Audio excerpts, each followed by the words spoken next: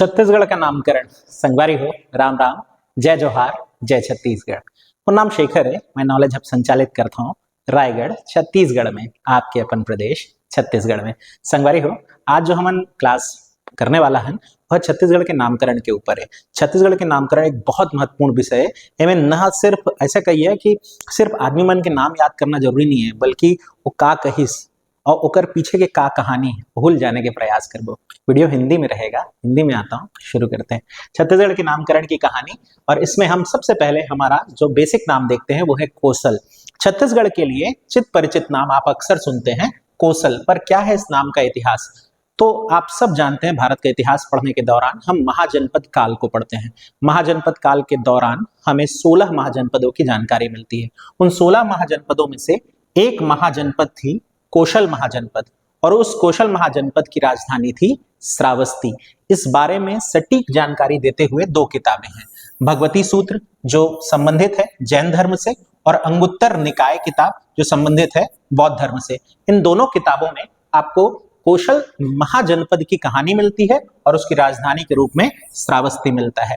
पर इस सब के अलावा भी बौद्ध धर्म से जुड़ी हुई एक किताब है, उस किताब का नाम है अवदान शतक। अवदान शतक वो किताब है जिसमें गौतम बुद्ध जी की यात्राओं की जानकारी है और वो किस तरह श्रावस्ती छत्तीसगढ़ के आसपास के इलाकों में आए, इसकी कहानी भी हमें प्राप्त होती है। तो भगवती सूत्र, अंगुत्तर निकाय और अवदान शतक हमारे पास 3 किताबें बनती हैं, जिसमें भगवती सूत्र जैन धर्म से, अंगुत्तर निकाय बौद्ध धर्म से, अवदान शतक बौद्ध धर्म से संबंधित किताबें हैं। और अगर आपसे पूछता है कौशल की राजधानी क्या थी, श्रावस्ती। इसके अलावा कवि कालिदास की रचना है रघुवंशम। रघुवंशम भारत के लिए वो किताब मानी जाती है जिसने भगवान शंकर की स्तुति या आराधना या वर्तमान शंकर जी के जिस स्वरूप को आज हम देखते हैं, जानते हैं, उसको स्थापित करने में बहुत मदद की थी। उस किताब में भी आपको कौशल की जानकारी मिलती है और माता कौशल्या जो है उन्हें कौशल की राजकुमारी कहा गया है रघुवंशम किताब में। रघुवंशम श्री राम जी के चरित्र को गाते हुए बताया गया है और हम छत्तीसगढ़ वाले श्री राम का ननिहाल कहलाए जाते हैं, इसलिए ये नाम सार्थक दिखाई देता है। माता कौशल्या से कौशल बना होगा, इसके पीछे भी बहुत सारी धारणा है। इसके बाद आते हैं दक्षिण कौशल की अवधारणा। दक्षिण कौशल की अवधारणा की शुरुआत हमको रामायण से प्राप्त होती है। रामायण महर्षि वाल्मीकि द्वारा रचित है। तो महर्षि वाल्मीकि जी की रचना का नाम है रामायण। उसमें एक हिस्सा आता है उत्तरकांड, लव कुश कांड, उत्तरकांड, आप सब जान रहे होंगे। वहां हमें पता चलता है कि श्री राम जी अपने 2 बच्चों के बीच राज्यों को बराबर भाग में बांटते हैं। उसमें लव जो है उन्हें मिलता है आपके लिए उत्तरी क्षेत्र, यानी कि अयोध्या का भाग, उत्तरी कौशल क्षेत्र, और जो कुश हैं उनको मिलता है दक्षिण कौशल भाग। यही दक्षिण कौशल भाग कुश जी को मिलने के कारण हम कह सकते हैं कि छत्तीसगढ़ का एक नाम कुश स्थली भी कहा जा सकता है। श्री राम जी के पुत्र लव कुश, जिनके जन्म की कहानी छत्तीसगढ़ में भी जुड़ती हुई दिखाई देती है। बारनवा पारा अभ्यारण्य क्षेत्र, और वो आप सब जानते हैं महर्षि वाल्मीकि जी का आश्रम था। तो राजा भानुमंत की नगरी कहा गया है रामायण में, और संस्कृत में लिखा गया है कौशल राजा नाम भानुमंतम सुसंस्कृतम, यानी कौशल के राजा भानुमंत बहुत ही सुसंस्कृत है। ये वाल्मीकि जी के जो रामायण है उससे प्राप्त होता है। अगली किताब है पाणिनि। पाणिनि की रचना है अष्टाध्यायी। पाणिनि लेखक हैं, किताब का नाम है अष्टाध्यायी। ये दुनिया की पहली व्याकरण ग्रंथ कही जाती है, संस्कृत व्याकरण ग्रंथ था। इसमें भी कौशल प्रदेश की जानकारी मिलती है, दक्षिण कौशल का भी जिक्र प्राप्त होता है। इसके बाद आते हैं महाकौशल शब्द पर। यह तस्वीर आप देख रहे हैं, ये अलेक्जेंडर कनिंघम है। अलेक्जेंडर कनिंघम वो व्यक्ति थे जिन्होंने एक किताब लिखी, आर्कियोलॉजिकल सर्वे ऑफ इंडिया। खूब सारे वॉल्यूम्स में है ये, पर ये किताब आप अगर पढ़ रहे हैं तो आप महाकौशल शब्द पढ़ेंगे। महाकौशल छत्तीसगढ़ की महत्ता या महानता को बताते हुए गढ़ा गया शब्द माना जाता है। ऐसा नहीं है कि यहाँ महा नाम का कोई जगह है, महानता को बताते हुए या इस जगह की स्पेशलिटी को बताते हुए क्वाइट पॉसिबल अलेक्जेंडर कनिंघम ने महाकौशल कह दिया होगा, बट इसके वो कहना कौशल चाह रहे होंगे। यहाँ पे हम ये अभिप्राय निकालते हैं। इसका समर्थन करते हुए हमें प्रोफेसर यज्ञदत्त वाजपेयी जी दिखाई देते हैं, जो ये मानते हैं कि छत्तीसगढ़ विदर्भ यानी महाराष्ट्र का हिस्सा था। विदर्भ वो हिस्सा है जहां नागपुर वाला भाग जो है विदर्भ क्रिकेट एसोसिएशन, अगर आप क्रिकेट से जुड़े होंगे तो आपने अक्सर ये सुना होगा VCA स्टेडियम, तो बस वही वाला क्षेत्र विदर्भ वहां से संबंधित था।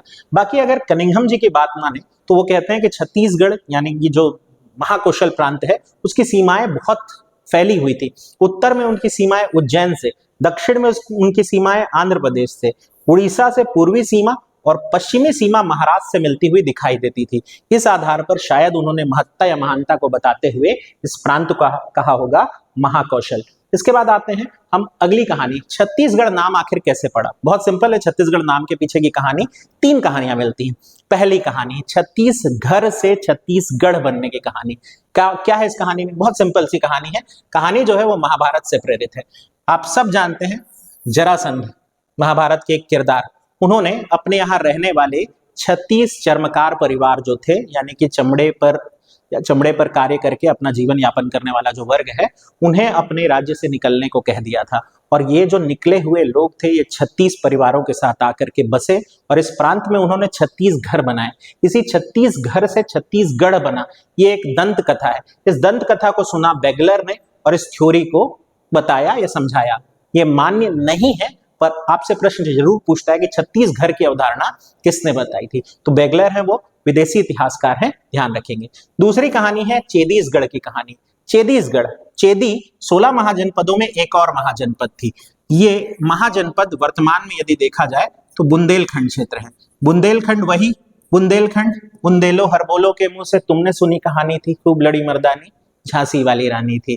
वही बुंदेलखंड यानी झांसी का क्षेत्र, उत्तर प्रदेश का वो हिस्सा और मध्य प्रदेश का वो हिस्सा मिल करके बनाता है बुंदेलखंड। वहां से छत्तीसगढ़ दूर जरूर है, पर उसका हिस्सा था, ऐसा कहा। किसने कहा है? प्रोफेसर हीरालाल चौधरी ने। और इस आधार पर उन्होंने कहा कि यही चेदीसगढ़ बिगड़ करके छत्तीसगढ़ हो गया। वैसे कहा जाता है कि उड़ीसा का जो क्षेत्र है उसे भी चेदी प्रदेश कहा जाता था, तो हो सकता है वो चेदीसगढ़ कहना चाह रहे हो। पर इसमें एक त्रुटि है। त्रुटि यह है, भाषा के ज्ञान पर वो कह रहे हैं कि चेदीस का अपभ्रंश 36 हुआ है, यानी च शब्द अपभ्रंश होकर के छ में बदला है। और यदि आप भाषा का ज्ञान जानते होंगे तो प्रथम वर्ग का जो भी शब्द है, कोई भी शब्द हो प्रथम वर्ग का, जैसे हम यहाँ पर क ख ग घ अंगा लेते हैं, क ख ग घ अंगा, या फिर हम ले च छ ज झ और इया। बहुत दिन बाद सुना ना ये सब। हाँ, तो अगर हम ये पढ़ रहे होते हैं तो क जो है वो या तो तृतीय वर्ण में, ग में या अंगा में, पंचमाक्षर में कन्वर्ट हो सकता है, कभी भी ख में नहीं होता है। उसी तरह च या तो ज में बदल सकता है या इया में बदल सकता है। ऐसी स्थिति में च का छ में बदल जाना सार्थक दिखाई नहीं देता है। इस कारण से हम इस अवधारणा से बहुत सहमत तो नहीं हो सकते, पर यह प्रश्न पूछता है कि चेदीसगढ़ की अवधारणा किसने दी थी, तो आपको याद रखना है प्रोफेसर हीरालाल चौधरी जी ने। अच्छा, चेदीस जो है, अगर चेदी क्षेत्र की राजधानी पूछ दे तो याद रखिएगा शक्तिमती या शुक्तिमती चेदीस क्षेत्र की राजधानी थी। फिर 36 किलों की कहानी। ये कहानी सर्वमान्य कहानी है। 36 किले यानी 36 गढ़ थे छत्तीसगढ़ में। ऑफकोर्स थे। राजा कल्याण साय कलचुरी राजवंश के राजा रहे। उन्होंने शिवनाथ नदी को आधार मानते हुए उसके उत्तर और उसके दक्षिण में 18-18 गढ़ बनाए और उन 18-18 गढ़ों से राजस्व वसूला, कर वसूला। उनकी एक प्रणाली थी, उसे कहते थे जमाबंदी, राजस्व वसूलने की शानदार प्रणाली। उस प्रणाली पर नाम पड़ा था छत्तीसगढ़ का। बाद में एक अंग्रेज अधिकारी जो बिलासपुर के लिए सेटलमेंट अधिकारी भी हुए, उनका नाम था मिस्टर चिस्म, उन्होंने भी उसी विधि को अपनाया और छत्तीसगढ़ के इस ऑफिशियल नाम को दर्जा मिल गया। तो 3 नाम हो गए। अब आते हैं कि किताबों में छत्तीसगढ़ का नाम कहाँ कहाँ मिलता है। कुछ किताबें हैं, जैसे वाल्मीकि जी की श्री रामायण किताब, उसमें कौशल शब्द, वेद व्यास जी की महाभारत में प्राक कौशल कहा गया है। इन दोनों किताबों में बस्तर का भी अलग अलग नाम मिलता है। यदि हम रामायण की बात करें यहाँ पर, तो हमें रामायण में बस्तर क्षेत्र के लिए दंडकारण्य, और यदि हम महाभारत की बात करें तो बस्तर क्षेत्र को हम महाकांतार, कांतार यानी जंगल, पिक्चर तो देखी होगी आपने, कांतारा जंगल से जुड़ा हुआ, महाकांतार यानी बहुत विस्तृत फैला हुआ जंगल। तो बस्तर के लिए भी 2 नाम मिल जाते हैं। कालिदास जी की रघुवंशम, अभी हम चर्चा किए, कौशल नाम मिलता है। कवि गोपाल मिश्र की खूब तमाशा, ये रतनपुर के साहित्यकार रहे कवि गोपाल मिश्र, उनकी रचना है खूब तमाशा, उसमें छत्तीसगढ़ का उल्लेख है। इसकी डिटेल आगे बताऊंगा मैं। 1689 में ये। इसके बाद बाबू रेवाराम कायस्थ, ये भी रतनपुर से संबंधित है। इनके विक्रम विलास किताब में छत्तीसगढ़ का उल्लेख। फिर यदि गंगाधर मिश्र जी को देखें तो उनकी कोसलानंद महाकाव्य, किताब का नाम याद रखेंगे, कोसलानंद महाकाव्य, इसमें दक्षिण कोसल कहा गया है। इसके अलावा काशीराज गुप्ते जो मराठी इतिहासकार हैं, उन्होंने एक किताब लिखी नागपुरकर भोसलयांची भखर, नागपुरकर भोसलयांची भखर, यानी नागपुर वाले भोसला राजा का भखर, भखर प्रदेश। वो किताब छत्तीसगढ़ शब्द का उल्लेख करती है। उस किताब का पेज नंबर 30 है। आयोग का भरोसा नहीं, कुछ भी पूछ रहा है तो 30वें नंबर के पेज में ये शब्द लिखा हुआ मिलता है। इसके बाद आते हैं मलिक मोहम्मद जायसी जी की किताब पद्मावत, उसमें भी कौशल लिखा हुआ है। ये मलिक मोहम्मद जायसी आप सब जानते ही हैं, बहुत फेमस राइटर रहे, शेरशाह सूरी के समकालीन लेखक रहे। उसके बाद आते हैं जेनकिंस, जो कि छत्तीसगढ़ के प्रशासनिक अधिकारियों में से एक रहे। उन्होंने किताब लिखी जमींदार्स ऑफ छत्तीसगढ़, तो यहाँ भी जाहिर सी बात है हमें छत्तीसगढ़ शब्द प्राप्त हो रहा है। इसके बाद साहित्य पे जब हो ही गया तो हम आगे बढ़ते हैं और जानने का प्रयास करते हैं कि अभिलेखों में क्या छत्तीसगढ़ मौजूद है। बहुत सारे अभिलेखों में छत्तीसगढ़ मौजूद है, लेकिन जिस अभिलेख में सबसे गहरे रूप में मौजूद है वो है प्रयाग प्रशस्ति। ये जो तस्वीर आप देख रहे हैं प्रयाग प्रशस्ति की तस्वीर है। हालांकि इसमें मौर्यकालीन साक्ष्य लिखे हुए हैं, पर इसी मौर्य अभिलेख में या अशोक के अभिलेख में आगे समुद्रगुप्त ने भी अपनी यात्रा, अपने युद्ध अभियान लिखे और वहां से हमें जानकारी मिलती है। तो प्रयाग प्रशस्ति, लेखक है समुद्रगुप्त के दरबारी कवि हरिशेन। समुद्रगुप्त राजा थे, उनके युद्ध अभियानों पर हरिशेन जी ने लिखा। कौशल प्रदेश कहा है इस क्षेत्र के लिए और बस्तर को महाकांतार कहा है। छत्तीसगढ़ के 2 राजाओं को उन्होंने हराया था, ये जानकारी मिलती है। कौशल के राजा महेंद्र को और बस्तर के राजा व्याघ्रराज को उन्होंने हराया था। पर इसके अलावा एक और शब्द लिखा हुआ मिलता है और वो शब्द है दक्षिणापथ, तो ये भी ध्यान रखेंगे। फिर बालाघाट अभिलेख मध्य प्रदेश में महाराज पृथ्वीसेन द्वितीय जो वाकाटक राजवंश के थे, उन्होंने कौशल शब्द का प्रयोग किया है। कड़भाड़ अभिलेख जो वर्तमान शक्ति में पड़ेगा, वहां नन्नराज जी का अभिलेख है जो पांडु सोमवंशीय राजा थे, उन्होंने कौशल शब्द का प्रयोग करवाया है। एहोल अभिलेख कर्नाटक में पड़ेगा, ये आपको राजा पुलकेशिन द्वितीय का है जो वातापी चालुक्य थे, यानी कर्नाटक वाले चालुक्य, उन्होंने भी कौशल शब्द का प्रयोग किया है। एहोल अभिलेख लिखने वाले व्यक्ति रवि कीर्ति थे। अच्छा, एक चीज ध्यान रखेंगे, यहाँ एहोल अभिलेख में रवि कीर्ति हैं और प्रयाग प्रशस्ति में लेखक हरिशेन है। भले राजा अलग अलग हैं और ये दोनों को अलग से प्रश्न बना चुका है, दोनों याद रखिएगा। फिर बात करते हैं दशावतार मंदिर। दशावतार मंदिर देवगढ़ में है। अगर आप देवगढ़ नहीं याद रखना चाहते, झांसी याद रखिए, ललितपुर याद रखिए। खास तौर पे ऑप्शन में ललितपुर देता है, इसका खास ख्याल रखेंगे। ये ईंटों का बना हुआ भारत का पहला मंदिर है, गुप्त का, ये जो संरचना है गुप्त काल की है, इसे भी ध्यान रखेंगे। यहाँ राजा दंती दुर्ग जो राष्ट्रकूटकालीन राजा हैं, उन्होंने एक अभिलेख लिखवाया, उसमें भी कौशल शब्द है। राजेंद्र चोल जो कि चोल राजा हैं, तमिल क्षेत्र से आते हैं, उनके तमिल अभिलेख में कौशल नाडु शब्द लिखा गया है। यहाँ कौशल नाडु, नाडु क्या है? नाडु जिला को या छोटे क्षेत्र को कहा गया, तो उन्होंने कौशल नाडु कहा है। रतनपुर अभिलेख जो महाराज जाजल्य देव का है, उन्होंने दक्षिण कौशल कहा है। और कुसुरपाल अभिलेख जो कि राजा सोमेश्वर देव का है, उन्होंने भी दक्षिण कौशल कहा है। और जाजल्य देव के पिता को हराने की जानकारी, इतिहास हम पढ़ेंगे तो मैं आपको और डिटेल में बताऊंगा इस चीजें, पर अभी हाल अभिलेखों के नाम हम देख करके जान सकते हैं। बात करते हैं साहित्यिक उल्लेख। छत्तीसगढ़ शब्द का साहित्यिक उल्लेख कहाँ दिखाई देता है? तो हम सबसे पहले देखते हैं कवि दलराम राव वो पहले व्यक्ति थे जिन्होंने साहित्य में छत्तीसगढ़ का प्रयोग किया। यहां से 2-3 क्वेश्चन बनेंगे। जैसे कवि जो है उनका नाम हम जान गए, दलराम राव। कवि का नाम क्या है? दलराम राव। कब लिखा? 1487 या 1494? आयोग ये दोनों उत्तर ले चुका है, ये भी प्रॉब्लम है हमारे यहाँ, क्या ही करें। पर 1487 या 1494 आप ऑप्शन देख लीजिएगा किसको दे रहा है। खैरागढ़ के राजा थे लक्ष्मी निधि राय, उनके दरबार में वो कवि थे, चारण कवि, यानी उनकी प्रशंसा गाने वाले। और उन्होंने कहा, लक्ष्मी निधि सुनो चित्त दे, गढ़ 36 में ना गढ़ैया रही।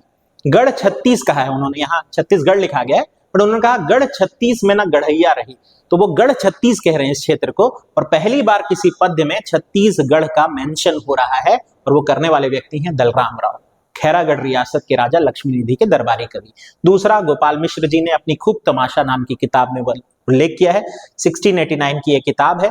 रतनपुर रियासत के राजा राज सिंह के दरबारी कवि हुआ करते थे, उन्होंने भी एक पद्य लिखते हुए छत्तीसगढ़ की तारीफ की। छत्तीसगढ़ गढ़े जहां बढ़े गढ़ाई जानी, सेना स्वामिन को रह सके एड़ को मानी।